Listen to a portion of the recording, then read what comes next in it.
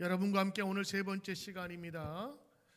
예수님의 비유로 말씀하시는 세 번째 시간, 잃었다 다시 찾은 기쁨에 대해서 오늘 여러분과 함께 말씀 나눕니다. 코로나 경계와 위험이 풀린 이후에 여행을 하는 사람들이 꽤 많아졌습니다. 한국에 여행 중인 교우들도 상당히 많아졌습니다. 그래서 오늘 여러분과 함께 여행 못 가신 분들을 위해서 이스라엘로 여행을 떠나볼까 합니다. 2000년 전에 예수님이 살았던 세상은 지금과 참 많이 달랐습니다. 직업도 생각도 나라에 대한 관념도 사는 방법도 천차만별이었습니다. 여러분, 특별히 성경을 읽고 예수님의 말씀을 묵상하는 분들은 당시의 상황을 이해해야만 풀릴 수 있는 이야기들이 많습니다. 예수님은 비유로 말씀하셨습니다. 이 비유는 그들이 항상 접하기 쉽고 이해하기 쉬웠던 일상의 소재들을 가지고 말씀해 주셨습니다. 그래서 그 당시의 사람들의 생각과 그 당시의 관습들, 문화들을 알면 더 잘 이해될 수 있는 것입니다. 오늘 여러분, 예수님께서 세 가지 이야기를 해주셨는데 오늘 고집스럽게 성경을 다 읽었어요. 길지만 왜냐? 성경의 그 텍스트가 여러분 중심이 돼야 컨텍스트, 우리의 상황이 이해되는 것이거든요. 그래서 오늘 누가복음 15장에 나와 있는 예수님의 세 가지 이야기, 첫째, 방금 들으신 말씀이니까 기억하겠죠? 첫째, 잃어버린 양. 두 번째, 잃어버린 은전의 이야기. 또 세 번째, 뭐라 그러시는데 잃어버린 아들 혹은 집 나간 나쁜 아들, 이런 세 가지 주제의 이야기가 연속적으로 이어집니다. 왜 예수님께서 왜 연속적으로 세 가지 일을 하셨는가? 또 어떤 상황에서 이야기를 하셨는가? 또 그 내용은 오늘 우리가 본받고 마음속에 묵상할 만한가를 한번 여러분 짧은 시간 동안 집중해서 한번 들어보시길 바랍니다. 원래 3시간 분량인데 제가 원래 25분 만에 아주 짧게 압축해서 말씀을 드리도록 하겠습니다. 예수님이 살던 때의 목자, 양을 치는 목자는 그렇게 존경받는 직업이 아니었습니다. 조금 멸시하는 직업이었습니다. 왜냐? 그 당시에는 종교가 항상 우선이었지 않습니까? 그러다 보니까 먹기 전에 손을 씻는다든가 정시에 기도를 하는 그런 습관을 가질 수 없는 것이 목동이거든요.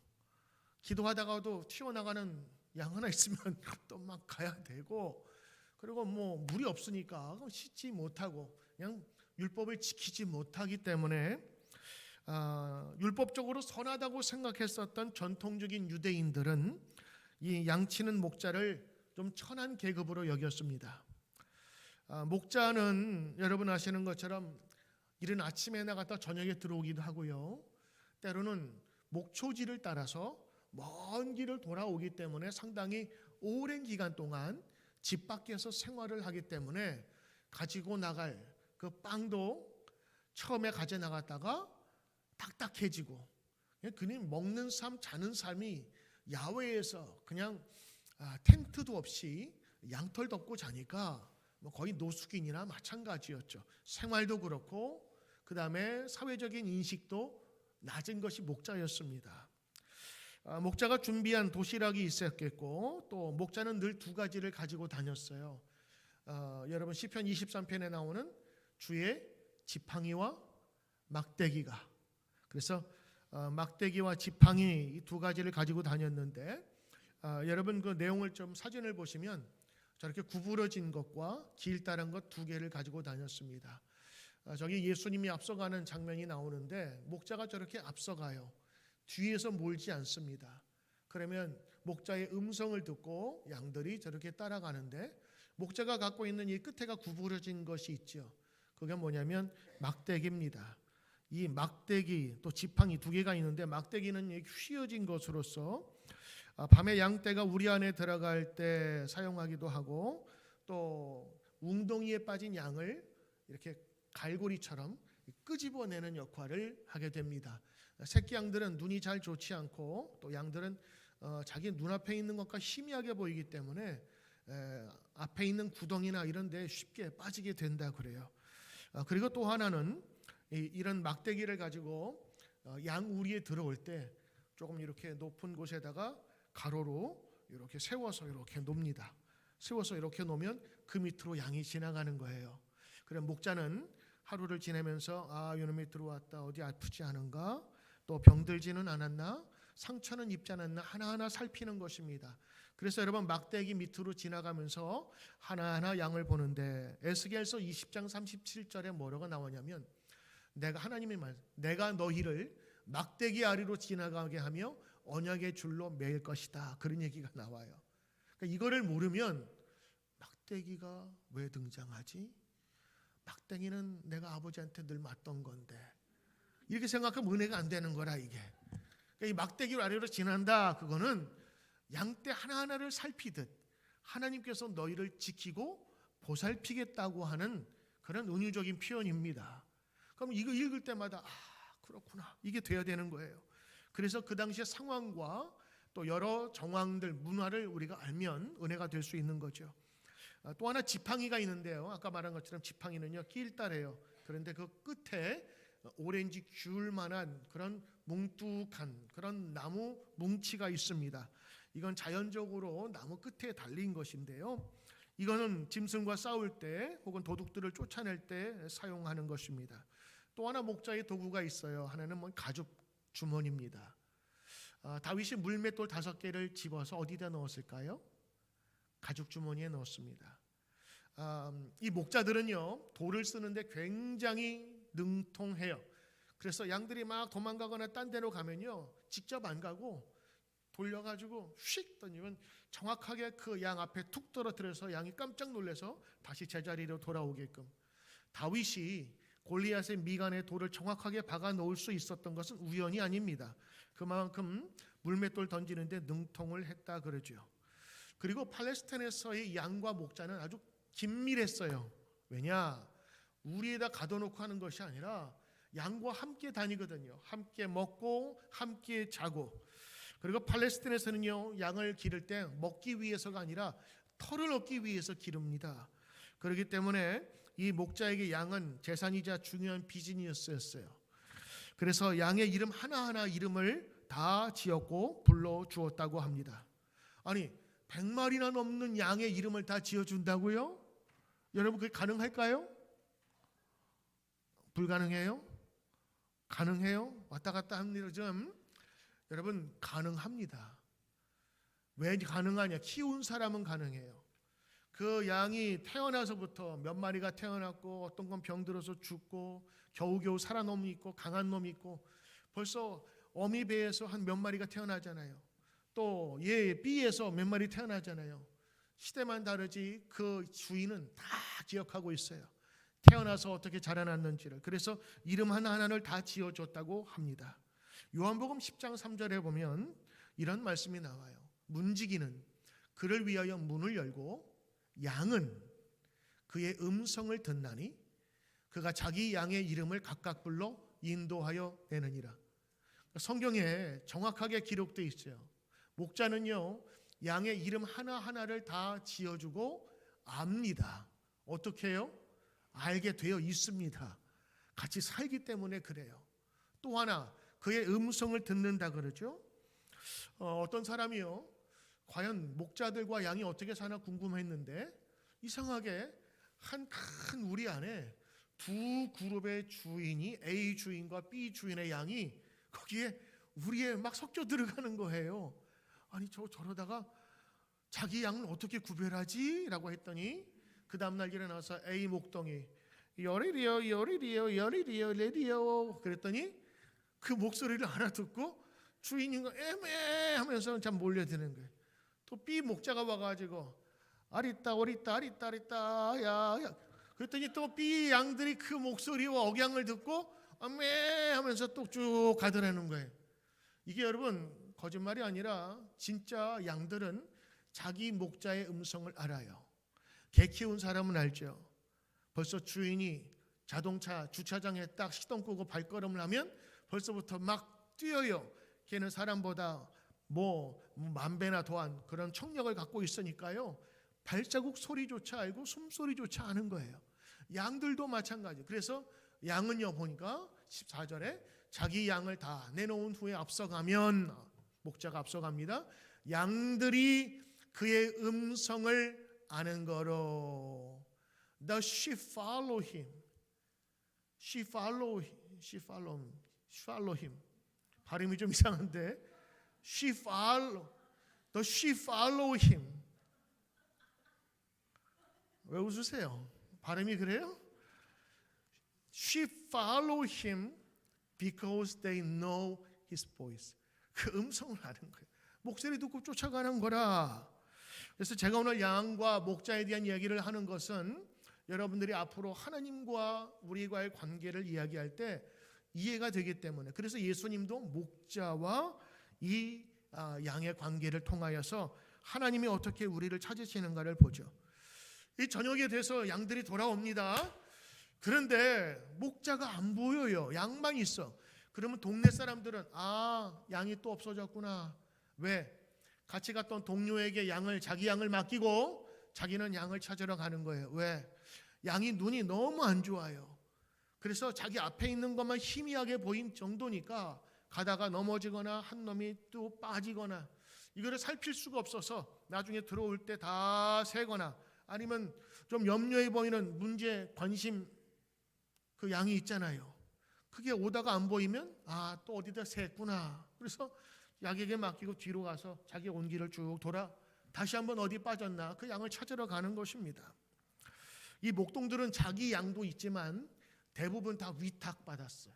신탁받은 거예요. 남의 양들을 키우기로. 그러니까 내 양 없어지면 괜찮지만 다른 사람의 양이 없어지면 안 되는 거예요. 그래서 심지어는 그 죽은 양이라도 가지고 와야 내가 잡아먹지 않았다는 것이 증명이 되는 거죠. 그 주인한테. 그리고 어떤 때는 이 다리가 부러지거나 또 굴러 떨어지는 양이 있으면 새끼는 안아서, 그리고 좀 큰 놈들은 다리와 손이 아니죠. 뒷다리와 앞다리를 걸터매고 그 다음에 그 양을 우리로 데려오는 거예요. 그래서 그 목자가 양을 잃으면 끝까지 찾아야 됐었어요. 자, 성경에 보니까 99마리의 양을 두고 목자가 잃은 양을 찾으러 간다고 했는데 이 본문 때문에 제가 청년부 때 많이 싸웠잖아요. 묵상을 하면서 도대체 이 사람은 정신이 있는 거야 없는 거야? 99마리를 두고 한 마리를 찾으러 가면 어떻게 되느냐? 그러면서 어떤 사람은 하나님은 수학적인 공식으로 살아가지 않는다 이런 얘기도 하고. 근데 여러분 이건 상황을 몰라서 그래요. 99마리를 두고 간 게 아니에요. 다른 목자와 협업을 하기 때문에 당연하게 맡기고 가는 거예요. 아니 어떤 사람이 99마리를 놔두고 가겠어요. 그러므로 오늘 이것은 우리가 그 상황을 알지 못하는 해프닝이라고 하는 것이죠. 사실은 오늘 이 비유가 중요한 이유가 뭔지 아세요? 잃어버린 양이 아니라 잃어버린 양을 끝까지 추적하여 다시 찾는 목자의 이야기입니다. 오늘 이 당연한 이야기를 예수님은 왜 하느냐? 죄인들과 함께 있는 것을 서기관들과 바리새인들과 전통적인 유대인이 비판하려고 늘 꼬투리를 잡고 함께 했어요. 왜 당신은 죄인과 함께 합니까? 라고 비판하자 예수님께서 이 이야기를 하신 거예요. 목자가 잃어버린 양을 끝까지 찾듯 하나님도 그러하시다라고 하는 거예요. 하나님은 지금도 여전히 찾으시고 지금도 여전히 일하신다. 잃어버린 자를 위하여 하나님께서는 죽기를 각오하고 생명을 다하여 다시 찾기를 원하신다. 그 메시지를 지금 전하는 것입니다. 죄인들이 누굽니까? 하나님 말씀에서 떠난 자들, 이방자들, 지옥에 갈 자들, 죄악을 저지른 자들 아닙니까? 사실 여러분, 우리도 한때 죄인 아닙니까? 하나님을 떠난 백성이었고 하나님을 알지 못한 백성이었는데 하나님이 우리에게 찾아오심으로 말미암아 우리를 구원하심으로 목자와 같은 마음으로 오셨기에 우리가 주의 백성이 되었지 않습니까? 오늘 죄인에게 찾아온 이 목자의 비유처럼 하나님은 그런 마음을 갖고 계시다고 지금 비유로 첫 번째 얘기를 해주셨어요. 여러분, 두 번째 이야기인데 곧 이어서 예수님께서 무슨 얘기를 해주셨냐? 하나의 은화를 잃어버린 한 여인의 이야기를 들려주고 있습니다. 그 당시에는 동전으로 모든 가치를 했는데 금전, 음전 뭐 여러 가지 있었어요. 나름대로 은으로 만들었으니 얼마나 귀하겠습니까? 당시 그 은전 하나가 노동자의 하루 품값이라 그래요. 지금 플러싱에서 일꾼을 구하기 위해서 나가보면 우리 권사님 얘기를 들어보니까 한 150에서 200불은 줘야 된대요. 150에서 200불 많이 올랐지요. 100달러 2장을 지금 이 여인이 잃어버린 겁니다. 여러분이면 안 찾겠어요? 아니면 찾겠어요? 찾지요, 당연히. 또 하나, 왜 이렇게 여인이 동전을 찾았을까 보니까 그 값어치도 값어치지만 예전에 결혼하기 위해서는요, 친구나 혹은 다른 사람의 그 결혼식 때 받은 은전 한 10개쯤을 모아서 이걸 묶어서 목걸이를 가지고 있었고, 그것이 있어야 비로소 결혼할 자격이 됐다고 하네요. 그러니까 이제 결혼을 앞둔 처자가 결혼을 준비해야 되는데 이 동전 하나가 빠졌으니 얼마나 중요하게 생각했었냐 하겠느냐는 거예요. 왜냐하면 그것이 결혼을 위한 재산이자 지참금의 성격이었고 결혼을 위한 준비니까 그 떨어진 것을 찾아야 되잖아요. 또 하나, 성경을 읽으면서 아니 근데 뭐 찾는 게 뭐 어렵나? 나 같으면 금방 찾겠는데. 여러분, 그 시대의 문화 구조 또 가족 그 집의 구조를 몰라서 그래요. 우리는 여러분 다 입식이라 신발을 벗고 가잖아요. 근데 이 팔레스타인 지역에는요, 마루나 이런 뭐 방이 따로 없어서 다 신발을 신고 가고 다 진흙바닥이에요. 그래서 딱딱하니까 쿠션을 주기 위해서 양탄자는 없었고 거기에다가 종려나무, 바나나나무 가지 같은 거를 이렇게 깔아놨어요. 그러니까 동전이랑 뭐가 하나 들어가서 또르르 굴러가지고 쑥 박히면 이거 찾기가 어려운 거예요. 더군다나 팔레스틴 보통 사람들 집은요, 옛날 창문이 없었잖아요. 그러니까 창문을 아주 조그맣게 만들어 놨어요. 이런 큰 창문은 예전에 없었습니다. 그러다 보니까 집안이 늘 어두웠어요. 어둡고 거기에 지푸라기 있고 그리고 온갖 마른 것들이 가득 있었기 때문에 찾기가 어려웠어요.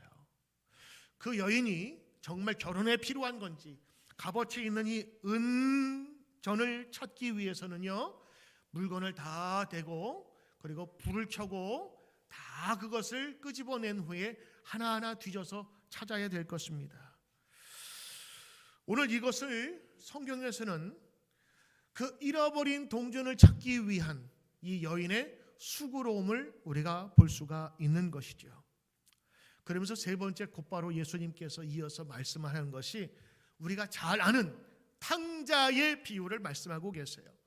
혹은 이것을 집 나간 아들의 비유라고 이야기를 하죠. 어느 아들이 아버지에게 유산을 미리 받아가지고 도망치듯 외지로 나갔어요. 유산은 아버지가 죽어야만 받는 겁니다. 근데 하도 망나니 짓을 하고 땡깡 짓을 하니까 아유 그래 알았다 하면서 재산을 물려줬어요. 함부로 줄 수 없었습니다. 법이 있었어요. 큰아들은 전 재산 아버지의 3분의 2, 나머지 3분의 1로 나머지 아들들이 물려갖는 겁니다. 그런데 큰아들 3분의 2, 나머지 작은아들 3분의 1을 가지고 적지 않은 양이었을 거예요. 왜냐하면 종도 있었죠. 살찐 송아지도 있었죠. 기르는 양과 염소도 있었으니까 꽤 부유한 집안이에요. 그 재산을 가지고 호랑망탕하여 다 썼습니다. 마침 코로나가 닥쳐가지고 직업도 구하지 못해서 결국에는 돼지 치는 일을 하였는데 이스라엘에서는 돼지는 불결한 짐승입니다. 그래서 돼지 치는 것은 천하디 천한 거예요. 지금도 이스라엘에서는 돼지를 키우지 않습니다. 더군다나 돼지가 먹는 쥐염 열매조차 먹지 못해서 배가 골아서 이제는 못 살겠다, 아버지께로 가야겠다 하고 결심을 하고 집으로 발걸음을 옮깁니다. 성경에 보니까 아버지의 집으로 돌아가 아버지의 품꾼이라도 돼야 되겠다 그랬거든요. 이 품꾼, 품앗이 할 때 그 품이거든요. 근데 품꾼은요, 그 당시에는 세 종류의 종이 있었어요. 첫째는 본드맨이라고 하는 노예입니다. 우리가 알고 있는 그 종입니다. 근데 이 종은 가족의 일부로 여겼고 권리가 있었어요. 그리고 주인이 함부로 하지 못하는 그런 종입니다. 두 번째 레벨의 종이 있었어요. 그건 서번트. 그 종인데 종 중에서도 아주 허드렛 일, 심한 일, 고된 일을 하는 종이었습니다. 그리고 맨 마지막에 품꾼이라는 것이 있었어요. 그러니까 종들 중에서도 자기들 레벨이 있었는데 가장 천하고 신분도 보장이 안 돼요. 그래서 이 사람들은 어느 한순간에 해고될 수 있는 거예요.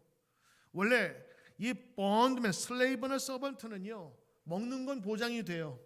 그런데 이 품꾼은 먹는 것조차 보장이 안 되는 아주 비참한 그런 종을 얘기합니다. 이 아들이 오죽했으면 차라리 종 중에 가장 말단인 굶는 종이라도 내가 거기 들어가야겠다라고 생각한 게 품꾼입니다. 자, 근데 오늘 성경을 보니까 희한한 구절이 있어요. 누가복음 15장 20절 말씀인데, 이에 일어나서 아버지께로 돌아가니라. Return to father. 그런데 성경 보니까 아직도 거리가 먼데 아버지가 그를 보고 치근히 여겨 달려가 목을 안고 입을 맞췄다 그랬습니다. 자, 아들이 오는 거를 연락받았을까요? 아니요. 근데 어떻게 알아서 아버지가 아들 오는 것을 보고 달려갔을까요? 매일 그 자리에 있었다는 거예요. 거리가 먼데 혹시 아들이 아닐까? 혹시 돌아온 아들이 아닐까 하면서 매일 지켜보지 않고서는 이 장면이 나올 수가 없는 겁니다. 아버지가 달려가 목을 안고 입을 맞추고 세 가지를 빨리 종을 통해서 주라고 합니다. 하나는 옷이요, 하나는 반지요, 하나는 신발입니다. 누가복음 15장 22절에 아버지는 종들에게 이르러 좁은 옷을 내고 손에 가락지를 끼우고 발에 신을 신기라. 옷은 명예입니다. 그래서 여러분, 예전에 그 감독이나 왕을 상징하는 옷이 보라색으로 되어 있어요. 왜냐하면 보라색은 굉장히 얻기 힘든 원료였거든요. 옷과 색은 그 사람의 신분을 얘기하고 명예를 얘기합니다. 반지는요, 지배력이고 재산 관리를 뜻합니다. 반지가 곧 인감도장이었어요. 그래서 모든 편지에 중요한 것은 딱 마지막에 지장을 찍으면 아무도 봉인을 뜯을 수가 없었던 것입니다. 신발은요, 신분을 얘기하는 겁니다. 그 당시 종들은 신이 없었어요. 신이 있다는 얘기는 굉장히 신분이 높다고 하는 것입니다. 흑인 연가에 보면 가사에 이런 게 있대요. 하나님의 모든 자녀들은 신을 신고 있네. 신을 신고 있네. 신을 신고 있네. 신을 신기는 뭐예요? 노예들은 맨발로 일했거든. 우리가 하늘나라 가면 하나님께서는 우리에게 신발을 신겨줄 거야. 우리를 가족으로 맞아주시고 우리를 아들로 세워주시고 그 신을 신고 있네. 신발 별거 아닌 것 같지만 신발은 굉장한 은혜를 뜻하는 것입니다. 사실 도망간 아들의 이야기라고 우리가 볼 수 있는데요, 사실은 더 정확하게 말하면 이 이야기의 마지막이 이 이야기의 주제입니다. 예수님께서 하시고 싶었던 이야기는요, 도망갔다 돌아온 아들의 얘기가 아니라 돌아오는 아들을 한없이 기다리고 그를 마지막에 회복시키시는 아버지의 비유가 더 정확할 겁니다. 자, 예수님은 왜 세 가지의 이 비유를 연속적으로 하셨을까? 여러분 기억하세요? 제가 맨 처음 얘기할 때 이 세 가지의 제목, 제가 뭐로 얘기했죠? 첫째, 잃어버린 양. 두 번째, 잃어버린 은화. 세 번째, 잃어버린 아들의 비유라고 말씀드렸어요. 왜냐? 사람들이 거기에 집중하거든요. 네, 여러분, 오늘 예수님께서 하신 이 세 가지는 잃어버린 것에 대한 중요한 것을 얘기하는 게 아닙니다. 중요한 메시지는 뭐냐? 잃은 것을 다시 찾은 자의 기쁨이에요. 그래서 오늘 첫 번째 비유는 이렇게 얘기해야 돼요. 잃어버린 양을 찾은 목자의 기쁨. 두 번째는 잃어버린 동전을 찾은 여인의 기쁨. 세 번째는 잃어버린 아들을 찾은 아버지의 기쁨. 이게 여러분 오늘 성경을 읽으면서 이제는 바뀌어져야 됩니다. 잃어버려가 아니라 다시 찾아 기쁜 오늘 그 메시지를 예수님께서 하고 싶었던 거예요. 모두가 다 간절히 원하는 것을 다시 찾은 기쁨을 전하고 있는 겁니다. 잃어버린 양을 찾은 목자의 기쁨을 성경은 이렇게 전하고 있어요. 또 찾아냈어요. 즐거워하는데 어깨에다 메고 돌아옵니다. 집에 와서 벗과 이웃을 불러 모으고 말하되 나와 함께 즐기자. 나의 잃은 양을 찾아내었노라 하면서 예수님 말씀하셔요.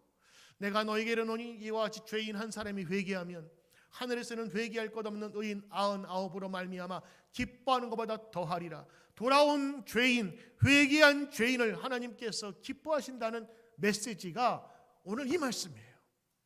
동전을 다시 찾은 여인이 뭐라 그래요? 찾았노라 하면서 벗과 이웃을 불러 모으고 말하되 나와 함께 즐기자. 이른 드라크마를 찾아내었노라 하리라. 그러면서 예수님 또 이어서 말해요. 이와 같이 죄인 한 사람이 회개하면 하나님 사자들 앞에서 기쁨이 되느니라. 아들을 찾은 사가 마지막 뭐라 그래요? 내 아들은 죽었다가 다시 살아났으며 잃었다가 다시 얻었노라. 그들이 즐거워하더라. 기뻐하는 것이 마땅하니라. 여러분, 세 이야기의 공통점이 뭡니까? 그냥 이야기로 끝나는 게 아니에요. 잃어버렸다가 다시 찾으니까 너무너무 좋았다고 하는 것입니다. 그래서 이 누가복음 15장은 복음서 중에 복음이라고 불리워지는 거예요. 왜? 하나님의 마음을 거기서 알 수 있으니까요.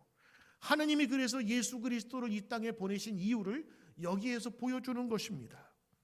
잃어버린 자를 다시 찾고 회개한 자를 다시 찾음이 바로 하나님의 진정한 마음이라고 선언하기 때문인 거예요. 무엇보다 이 세 비유는요, 죄인에 대한 하나님의 마음을 볼 수 있는 거예요. 전통적인 유대인들, 바리새인들은요, 죄인 그러면 공식적으로 나오는 답이 있어요. 죽을 것들, 멸망할 것들, 심판받아야 될 것들, 접촉하면 안 돼야 될 것들이라고 얘기를 했습니다. 엄격한 유대인들은요, 죄인들과 함께 식사도 해서는 안 되었습니다. 그리고 그들은 아무 쓸데없다는 확신을 가지고 있었습니다. 그러니 하나님이 죄인들을 찾는다라는 예수님의 말씀은 그들에게는 충격이었어요. 왜냐하면 유대인들은 이런 격언들을 너무 잘 알고 있었거든요. 우리 호랑이 담배 피던 시절에 이런 것처럼 그들의 입에서 늘 나왔던 얘기가 뭐냐? 유대인들은 이랬대요. 하나님이 죄인들을 심판하실 때 죄인들이 처벌받는 것이 하나님은 기쁨으로 여기신다. 죄인의 길에 서지 않겠다는 그런 다짐이기도 하지만 죄인에 대한 그들의 인식을 알 수 있는 거예요. 그런데 예수님이 하나님의 마음을 전하면서 하나님이 그 죄인 돌아오시기를 기뻐하시고 기다리신다라는 그 소식에 이 사람들은 벌렁 나발져가지게 된 것입니다. 예수님이 전한 그 비유를 통해서 지금도 선포하시죠. 옛날 얘기가 아니라 지금 오늘 우리에게도 말씀하는 거예요. 심판자의 하나님이 아닌 지금도 죄인이 회개하여 돌아오기를 기다리는 하나님을 아느냐라고 하는 거예요.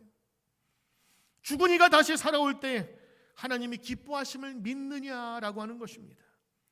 죄인이라고 생각했었던 이들이 교회로 믿음의 공동체로 들어왔을 때 너희는 진심으로 맞이할 수 있느냐? 오늘 우리에게 물어보시는 것입니다. 이제 말씀 정리합니다. 오늘 말씀을 통해서 우리 자신을 돌아보고자 합니다. 첫째는 나는 죄인인가 의인인가 하는 것입니다. 일반적인 사람은 나를 죄인으로 보지 않습니다. 그러나 믿는 사람들, 하나님을 믿는 사람들은 하나님 앞에서의 부족한 우리 자신을 보기에 연약하고 죄인이라고 고백합니다. 그러나 우리는 죄인이지만 예수님의 은혜와 사랑으로 말미암아 구원받은 죄인입니다. 그런데 하나님의 은혜와 용서가 있었기에 죄인인 우리가 하나님의 자녀가 되었을 뿐인데, 선물로 받았을 뿐인데 우리는 언제나 세상에서 판사 노름을 하고 있습니다. 내가 가장 좋은 곳에서, 가장 높은 곳에서 사람들을 판단하면서 지금까지 지내오지 않았느냐는 것입니다. 그래서 죄인이라고 하는 낙인이 찍혀버리면 이제는 그들과 접촉하지도 않을 선을 세우고 우리는 살아오지 않았느냐라는 것입니다. 우리는 루터의 말처럼 용서받은 죄인임을 기억해야 합니다. 그러므로 예수님이 죄인이 돌아왔을 때 하나님이 기뻐한다는 이 메시지가 때로는 나를 향한 메시지로 여러분 들려야 합니다. 왜냐? 주님께서는 그 어떤 죄인이라도 돌아오면 하나님께서 받으시고 그를 행복하게 하시고 그를 용서해 주신다고 하는 분명한 메시지를 전하고 계셨거든요. 이 메시지가 없었을 때는 나는 하나님 앞에 감히 갈 수가 없었어요.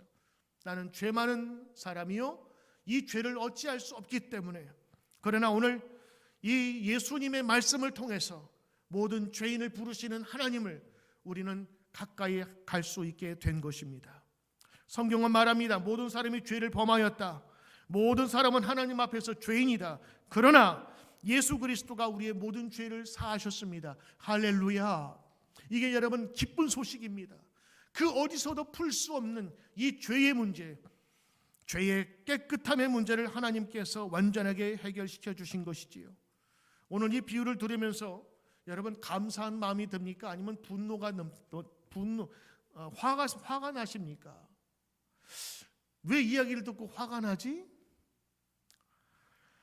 어떤 사람은 자신이 죄인이었기 때문에 오늘 이 말씀을 들으면 죄인을 초청하는 하나님의 마음을 전하기에 죄인이 나도 받아주시겠구나 하면서 감사할 수 있지만, 어떤 사람은 전혀 죄인의 모습이 아닌 판사의 모습으로 살아왔기 때문에 죄인이 용서받는 게 이해가 안 되는 거예요.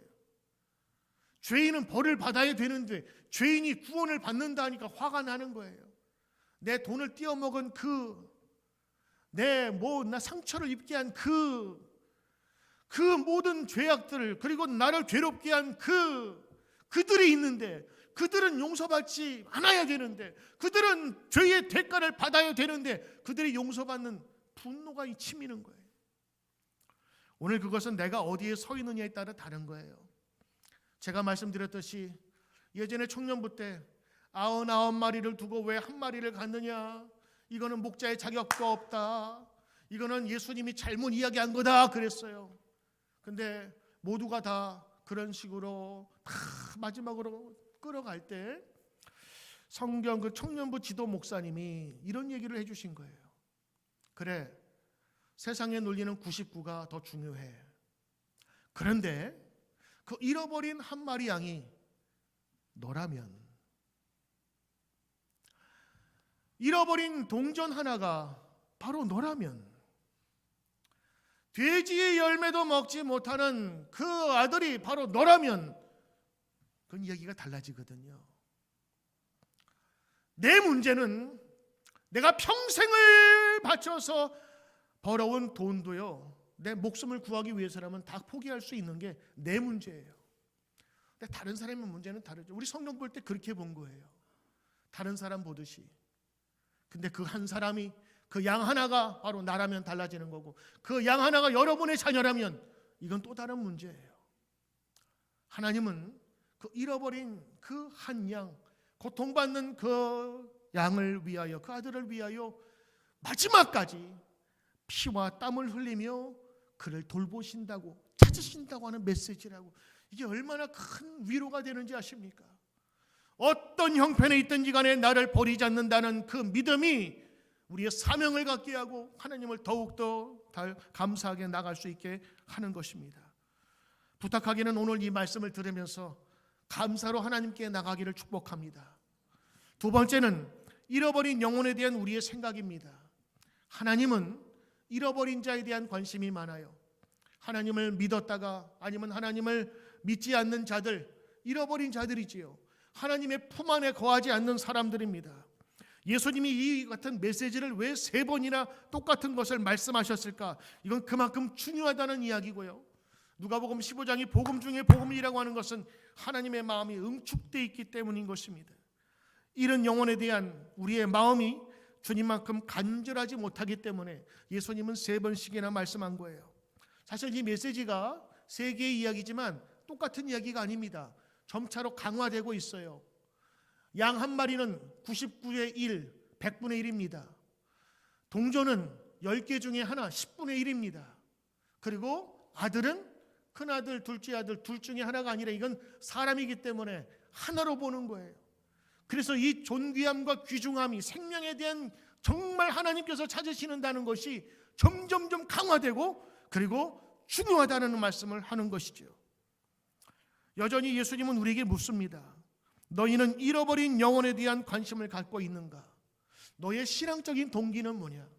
왜 나와서 기도하고 예배하고 하나님께 간구하느냐? 너의 행복이냐? 너의 만족이냐? 너의 소원 리스트냐? 그러나 예수님께서는 오늘 말씀하고 계시지요. 하나님을 따르는 자들이라면 하나님이 원하시는 것을 행해야 되지 않겠느냐라는 겁니다. 하나님은 잃어버린 자에 대한 관심을 갖고 있어요. 하나님을 믿지 않는 자들, 하나님을 믿다가 떠난 자들에 대한 다시 복음 안에 들어오기를 원하신다고 하는 것입니다. 너희는 하나님의 마음으로 잃어버린 영혼을 진심으로 마음에 두고 기도하고 있는가? 오늘 이 말씀을 우리가 들으면서 기억해야 될 것입니다. 하나님은 잃었던 한 영혼이 돌아오면 가장 기뻐하신답니다. 그래서 천국에서는 돌아온 한 영혼을 위하여 기쁨의 잔치가 벌어진다고 성경은 말합니다. 사랑하는 성도 여러분, 여러분의 자녀들은 하나님 안에 거하고 계십니까? 여러분의 남편과 아내는 혹은 잃어버린 그 한 사람이 아닙니까? 돌아와야 될 그 사람, 하나님은 그 사람을 지금도 기다리고 계십니다. 그를 위하여 여러분 기도하시고, 또 자녀들이 있다면 자녀들이 하나님 밖으로 가지 않도록 늘 기도하면서 그들을 키우고 양육하는 귀한 부모님이 되셔야 될 줄 믿습니다. 우리에게 속회가 있습니다. 밴드라고 그러죠. 하나를 묶는 작은 그룹입니다. 다른 교회에서는 셀그룹, 목자 모임이라고 얘기하지만 우리는 속회라고 얘기를 합니다. 이 밴드 모임이 저는 참 중요한 것이 그 안에서 잃은 자들을 다시 찾는 모임이 되기 때문입니다. 멀리 나갔던 사람들이 함께 들어와서 같이 공동체로 속을 맺는 겁니다. 서로 밴드가 돼서 함께 기도해주고 나아가는 것입니다. 오늘도 지금 예배 유혜정 집사님 같이 여러분 예배 드리실 거예요. 금요일 날 우리 목 디스크 수술을 했습니다. 아주 중요한 수술이고 위험한 수술이기 때문에 참 여러분들이 기도 많이 해주셨어요. 어제 전화를 할까 말까 하다가 못 받을 텐데 목 수술해서 받았더니 전화를 받으시는 거예요. 너무 밝은 모습으로 목소리도 잘 나오고 수술도 너무 잘 되고, 그래서 참 감사했어요. 근데 제가 더 감사한 거는 제가 기도 제목을 우리 1시간 기도방에 올리고 또 우리 속회 인도자 방에 올렸어요. 그랬더니 기도합니다 그러면서 어떤 분은 어떤 신승철 권사님이라는 분이 계신데 그분은 장문에 그냥 기도문을 거기다가 그 읽어만 봐도 벌써 내가 힘이 나더라고요.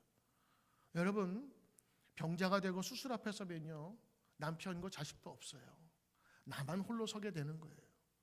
그때 성도의 그 기도의 메시지를 제가 캡처를 해가지고 집사님한테 보내드렸어요. 얼마나 힘이 될까요? 우리 모임은요, 잃었던 마음들, 넘어졌던 마음들, 죄인들, 그 사람들이 하나님께 돌아올 때 얼마나 기뻐하시는지를 하나님이 기뻐하시는 우리가 알고 그분의 뜻대로 살아가는 겁니다. 이번에 함께 기도하신 분들 감사하고, 이제 오늘 아마 퇴원할 텐데 다음 주에 올 때 여러분 기쁨으로 맞이하는 여러분 되시기를 축복합니다. 그래야 서로가 서로 힘을 얻고 하나님의 뜻대로 행할 수 있는 것입니다. 죄인이 나를 받으시고 그리고 돌아올 탕자를 기쁘게 맞으시는 하나님의 은혜를 기억하는 교회 되셔서 이 교회 오면 참 따뜻해, 이 교회 오면 참 기뻐, 이 교회 오면 아직도 나를 반겨줄 그 사람들이 있어서 나는 좋아라고 예배 오면서 기뻐하고 예배 드리고 나가면서 기뻐할 수 있는 귀한 은혜의 공동체가 되시기를, 은혜의 가정이 되시기를 주의 이름으로 축복합니다. 기도합니다. 하나님 고맙습니다. 감사합니다. 버려진 우리들, 죄인 되었던 우리를 꾸준히 찾으시사 주의 백성으로 삼으신 은혜를 감사합니다. 이제 잃어버린 영혼에 대한 하나님의 마음을 알았으니 저희도 잃어버린 영혼들을 위하여 기도하며 축복하며 나아갈 수 있도록 인도하여 주옵소서. 감사드리며 예수님의 이름으로 기도드리옵나이다. 아멘.